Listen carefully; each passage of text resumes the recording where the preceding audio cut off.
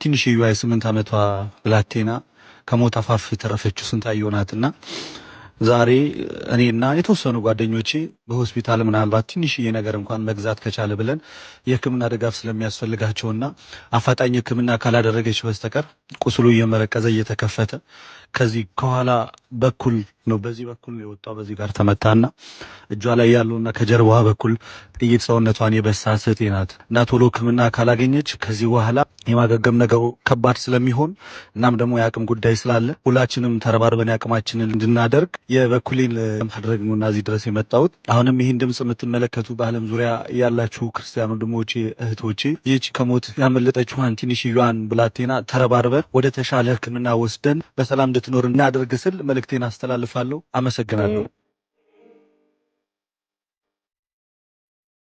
በርቺ፣ ትድኛለሽ። እሺ እኔ ቆንጆ አመሰግናለሁ። አመሰግናለሁ። ሌሎቻችሁም እንደዚሁ ድጋፍ እንድታደርጉልኝ ፈልጋለሁ። ሌሎቻችሁም እንደዚሁ ድጋፍ እንድታደርጉልኝ ፈልጋለሁ። እግዚአብሔር ይማርሽ። እሺ እኔ ልጅ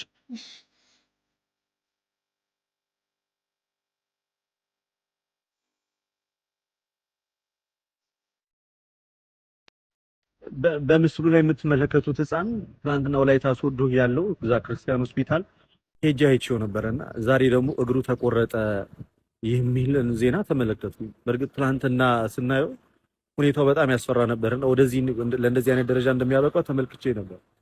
የዚህ ልጅ በጣም የሚያሳዝነው ፓርት ምን መሰላችሁ? አንደኛ አርሲ ላይ ነው እንደምታውቁት ይሄ ልጅ በግፍ እንደዚህ አይነት ጉዳት የደረሰበት ይህ ህፃን በጨካኞች በአረመኔዎች ማለት ነው።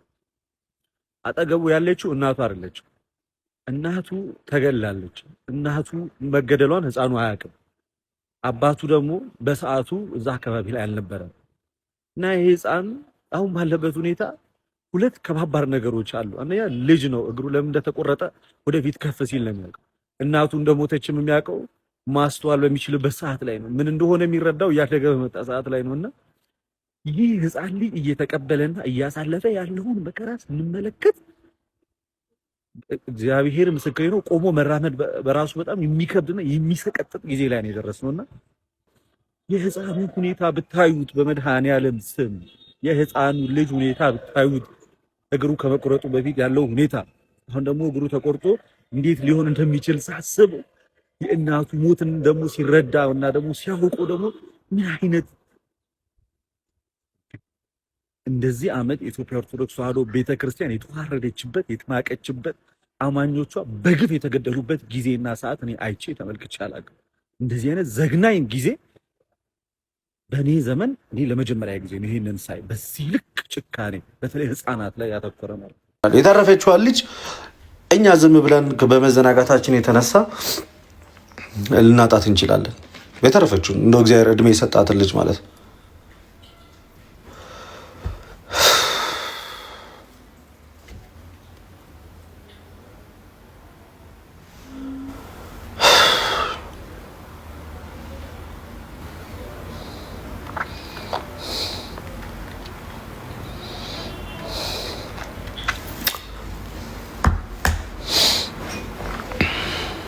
ሂዱና ቪዲዮን ተመልከቱት። በቃ ሌላ ምንም የምላችሁ ነገር የለም።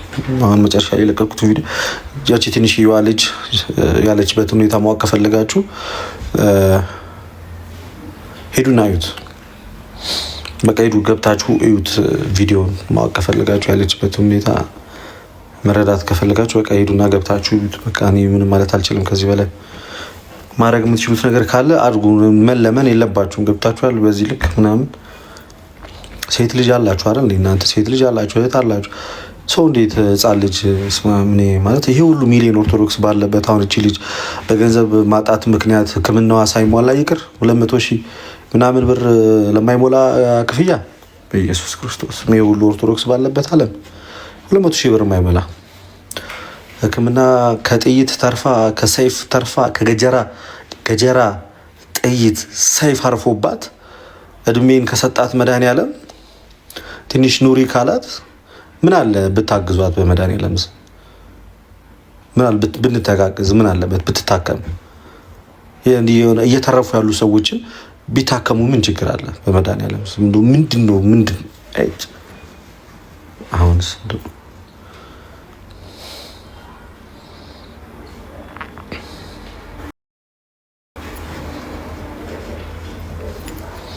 እናንተ ራሱ ዝም ብላችሁ ጉረኛ ብቻ ናችሁ። የሆነ የቪዲዮ ሰው ብቻ ናችሁ። ይሰማችኋል? ድምጼ የማወራው ይሰማል? አቃ ማወራው የሚሰማ ከሆነ ልጅቷ አፋጣኝ የሕክምና እርዳታ ትፈልጋለች። አፋጣኝ የሕክምና እርዳታ ትፈልጋለች። በቃ ህፃኗ ልጅ ከሞት የተረፈችው ልጅ ማለት እና የምትችሉ ሰዎች ቶሎ ብላችሁ የተወሰነ ገንዘብ አሰባስባችሁ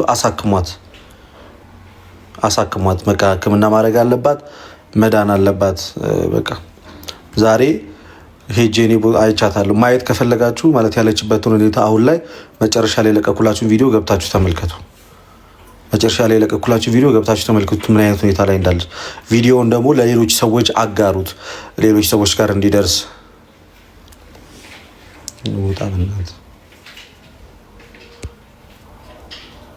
ሌሎች ሰዎች እንዲያዩ፣ እንዲመለከቱ፣ ሊያግዙ፣ ሊረዱ።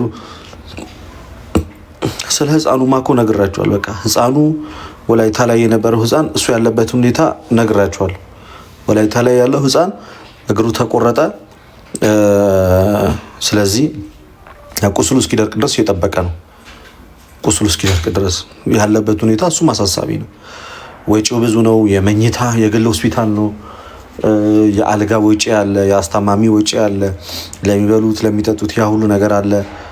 ይሄ ሁሉ ነገር አለ። በቃ ምክንያቱም ይሄ የህክምና ጉዳይ ጊዜ የሚፈልግ የኮሚቴ ስራ አይደለም። ጊዜ አይፈልግም።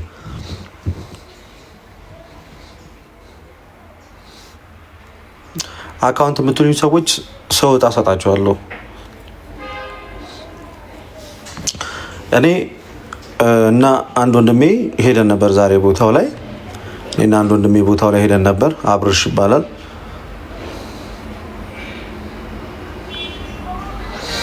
በቀደም ጽፌላችሁ ነበረ። በቀደም ላይቭ ገብቼ ነበር። አሁን ያዘንኩባችሁና እንደዚህ የተቆጣችሁ ያላችሁት በቀደም ስቶሪ አድርጌላችሁ ነበር። እኔ ቦታው ላይ ሄጄ ታመመችዋለች ልጎበኝ ላይ ሄጄ ልጠይቃት ነው። እኔ በኩሌን አደርጋለሁ። ፈቃደኛ የሆናችሁ ሰዎች አግዙኝ ብዬ ስቶሪ ላይ ጽፌ ነበር። ብዙ ሰዎች ከ3000 ሰው በላይ ስቶሪውን አይቶታል። ከ3000 ሰው በላይ በቃ ብዙ አልተረዱትም ይሆናል ብዬ ላይቭ ገባው። ላይቭ ገብቼ የተወሰናችሁ ሰዎች አቅም ያላችሁ በውጭ ዓለም የምትኖሩ ሰዎች እኔ በግሌ ሄጄ ልጠይቃት ነው። ከጎኔ 1-2-3 ሰዎች አለም ብለውኛል። እና እናንተም መርዳት የምትፈልጉ ሰዎች ካላችሁ ሕክምና ጊዜ የሚሰጥ ነገር ስላልሆነ እናግዛት አልኳችሁ። ዝም አላችሁ። እዛ የእግዚአብሔር ይስጣችሁ 1-3 ሰዎች ምናምን ተባበሩ። ዛሬ ሄድኩኝ እኔ ምንችለውን ያህል ነገር አደረግን። ግን ስቲል እገዛ ትፈልጋለች መልእክት። አሁን እንደዚህ የሚያስቆጣኝና እንደዚህ የሆነ በቃ ውስጤን ቅጥል የሚያደርገኝ ሄጄ ስላየኋት ነው። ቦታው ላይ ሄጄ ስላየኋትና ሚዲያ ላይ ያለው ነገርና እሷ ያለችበት ሁኔታ ሁለቱ ስለማይገጣጠሙ ነው። ድምጽ እየሆንን እውነት ነው፣ ተጎዱ፣ ሞቱ ምናምን እያለን ግን ደግሞ አፋጣኝ የሕክምና እርዳታ ለሚያስፈልጋቸው ሰዎች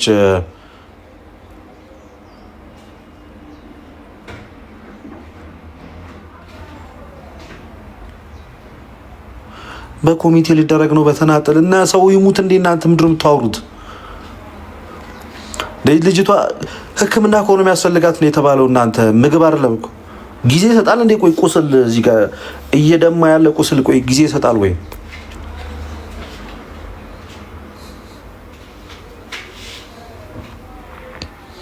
እየደማ ያለ ቁስል ጊዜ ይሰጣል ወይ? እየተቀደደ ሰውነቷ የተሰፋው እየተላቀቀ ያለ ነገር ጊዜ ይሰጣል ወይ? ምን ያህል ጊዜ ነው የሚጠበቀው እነዚህ ሰዎች ሕክምና እንዲያገኙ? ማን ነውስ የሚያስተባብረው? እና ማናቸው አስተባባሪዎቹ? ምን ያህል ጊዜ ነው ይፈጅባቸው? እቺ እኔ እንግዲህ አንድ ልጅ ነው 2 ልጆች ናቸው ያዩት እስካሁን ድረስ አጠቃላይ ሶስት ከአሰቦት ገዳም ማለት ነው። ከአሰቦት ገዳም አሰቦት ላይ በነበረው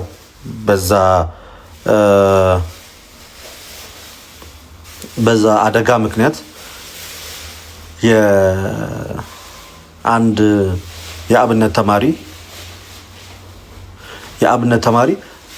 4 ጥይት ነው የተተኮሰበት።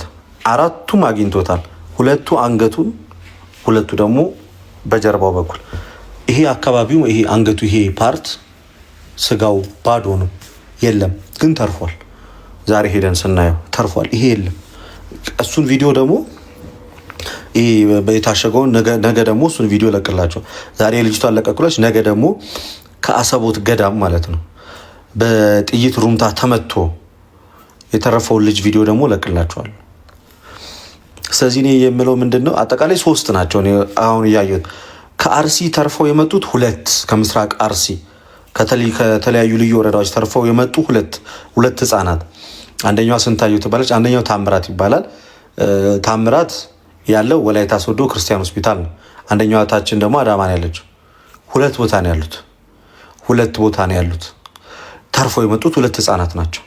አንደኛው ደግሞ ከሌላ ቦታ ደግሞ ከአሰቦት ገዳም ደግሞ አሰቦት ገዳም ላይ በደረሰው በዛ ጭፍጨፋ ነፍስ ውጪ ነፍስ ግቢ ላይ መሀል ላይ ደርሶ ተርፎ የመጣ ደግሞ አንድ ልጅ አለ። እሱም ደግሞ የሕክምና እርዳታ ይፈልጋል። ስለዚህ እነዚህ 3 ሰዎች ናቸው ያሉት። በተለይ የቺ ህፃኗ እኔ ዛሬ ሄጄ ያዩዋት ከአንድ ወዳጄ አብርሽ እግዚአብሔር ይስጠው አብረን ሄደን ውስጥ ገብተን አይተናት የመጣ ነው። እግዚአብሔር ይመስገን ደህና ናት፣ የተራመደች ነው። ግን ሕክምና ትፈልጋለች ቶሎ። ይህ ቁስሏ የተሰፋው እዚህ አንገቷ ላይ ያገኛት የጥይት እንትን እዚህ ወደ ትከሻዋ አካባቢ ቀኝ ግራ ትከሻዋን በጀርባ በኩል መጥቶ በዚህ በፊት ለፊት በኩል ነው ጥይቱ የወጣው።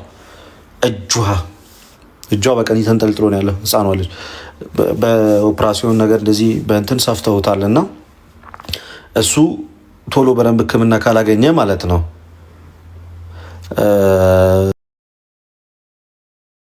ቶሎ ህክምና ካላገኘ ስጋ እየተላቀቀ እኔ አሁን ዛሬ ሄጄ ያየሁትን በቪዲዮ አስቀምጬላቸዋል ለሌሎቹ መነሳሳት እንዲሆን ለሌሎቹ እንደዚህ ለማገዝ ለመርዳት የፈለጉ እያሰቡ እየተመካከሩ ያሉ ሰዎች በፍጥነት ይህን እርዳታ እንዲያደርጉላቸው የህክምና ጉዳይ ስለሆነ በኋላ ላይ በዘገየንና በጣም ብዙ በቆየን ቁጥር ቁስሉ ሰውነታቸው ላይ እየተባባሰ ከመምጣቱ በፊት እናግዛለን ብላችሁ የምታስቡ በተቀናጀ መንገድ በስነ ስርዓት ማስታወቂያ ሰርተን እንዲህ ብለን በቀጥታ ለተጎጂዎች የሚደርስ እገዛ እናደርጋለን ብላችሁ የምታስቡ አካላት ካላችሁ በፍጥነት አድርጉት።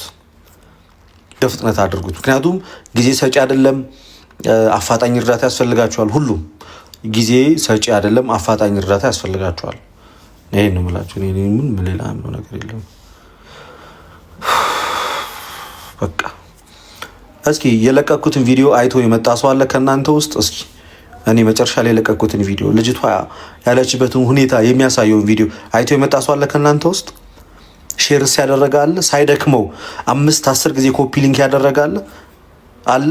ስንት ጊዜ ኮፒ ሊንክ አደረጋችሁ?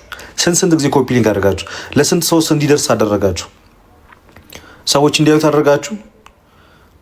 ሰዎች ጋር እንዲደርስ አደረጋችሁ? 5 ጊዜ ደከማችሁ እናንተ። እሷ እጇ ተንጠልጥሎ እኮ ነው ያለው።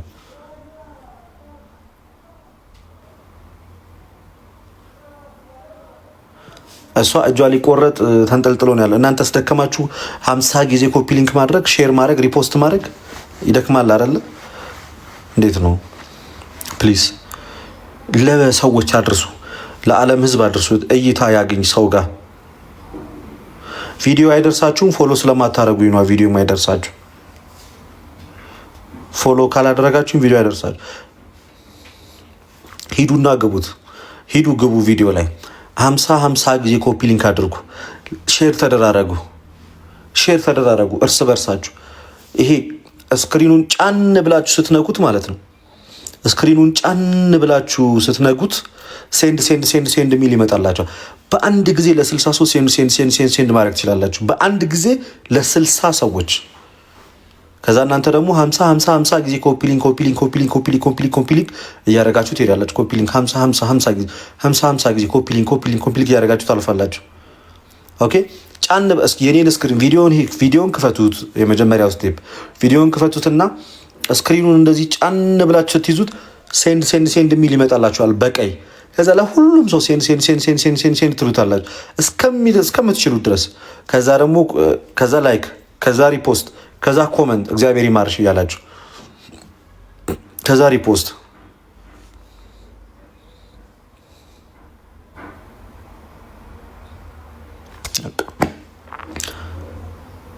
ሄዱና እንደዛ አድርጉ። ከዛ እንግዲህ ሰውየው ይመልከተው እና የሚረዱ ሰዎች ይርዷት፣ ያግዟት። አፋጣኝ ሕክምና ያስፈልጋታል። ህፃኗ ልጅ አፋጣኝ ሕክምና ያስፈልጋታል። ምክንያቱም እዛ አካባቢ ላይ ያለው ቤተ ክህነት ቼክ ያረጋት፣ አባቶች ሊጎበኟት ቼክ ያረጉ፣ ምንም የቤተክርስቲያን አባቶች ወይም ደግሞ ካህናት አባቶች ሄደው ቼክ ያረጉ፣ የተወደቀች ልጆቼ የተወደቁ ምን በላቸው የሚል የለም። ሁሉም በቃ ወዳደሩን ቼክ ያረጋት። ማንም የህክምና እርዳታ ለማድረግ እዛ አካባቢ ላይ ያለ ወረዳ ቤተ ክህነቱ ይሁን ጠቅላይ ቤተ ክህነት ይሁን ሁሉም ማንም ሰምቶ ዝም ማንም ሄዶ አይጠይቃቸውም። እና እኛ እናግዛቸው፣ እኛ ከጎናቸው እንቁም፣ እኛ እንርዳቸው። ሰላም ብያለሁ። ሜሪ እንዴት ነሽ? ልጅሽ እንዴት ነው? ደህና ነው ወይ? እንዴት እየሆነ ነው አሁን? ስለዚህ እናንተ ግን በቃ ደከመኝ ሰለቸኝ ሳትሉ ላይቭን ሼር እንድታደርጉልኝ አይደለም እኔ የምፈልገው። ይሄንን ላይቭ አይደለም እኔ ሼር አድርጉልኝ ያልኩት። እኔ ሼር አድርጉት ያልኩት ሄጄ ቪዲዮውን ነው። ሄዱና ቪዲዮውን እዩትና በቃ ለሰው አድርሱ።